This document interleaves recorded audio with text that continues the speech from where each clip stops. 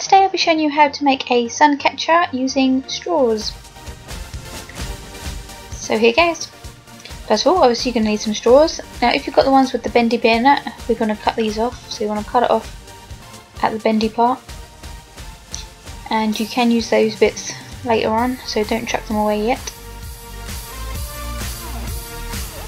So depending on how big your project is, depending on how many straws you're going to use. So I've just got a bunch of colourful straws here. And now I'm going to take some greaseproof paper and I'm going to place these out into a rainbow pattern. Obviously display them how you want, you might not want a rainbow, but you just have to lay them out so they're all next to each other. Then we're going to fold the baking paper over the top. And we are just going to iron these on a hot setting.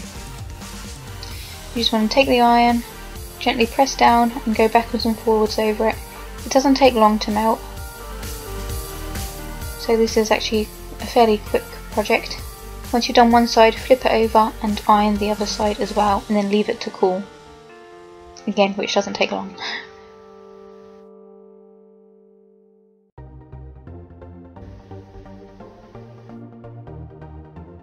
Okay, so once that's done, it will just peel away from the paper, and as you can see it's made a thin plastic sheet which is quite flexible, so it shouldn't break that easily. And now with the other bits that you chopped off, you can use these as well to make a more confettied look rather than the straight lines. So what you can do is you're going to get them and then chop them up into smaller pieces. Now you might want to do this into some sort of bowl or a little box, because when you chop them off they do like ping everywhere. So once you've done that, again you're going to put them on the greaseproof paper.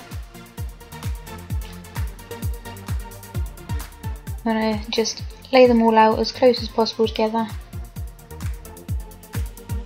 and then we're just going to melt them the same way. So you put another sheet over the top, and then again on a hot setting just iron them and leave it to cool again.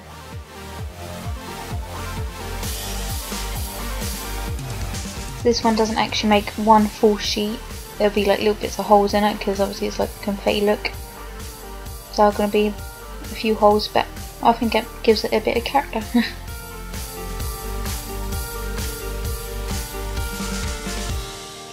Okay, so once you've done that, you can then just cut it in whatever shape you want. You just use normal scissors for these, it will cut through quite easily. I didn't know what I was doing at this point. I hadn't really planned what shape I was going to do, so I just kind of done some random shapes to begin with. So I'd love to see what shapes you come up with.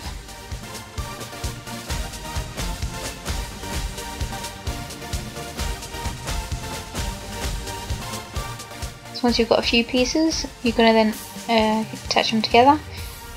Now these you can, there's two ways of poking holes in them. You can just use a hole punch which goes through super easy, just like card.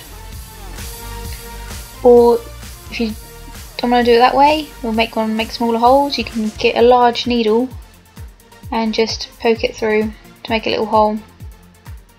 And again that goes through really easily. So if you've got a large needle, just poke a hole. Don't do it into the table, do it into a rubber or something, and then push the needle right through the hole to make it just slightly bigger.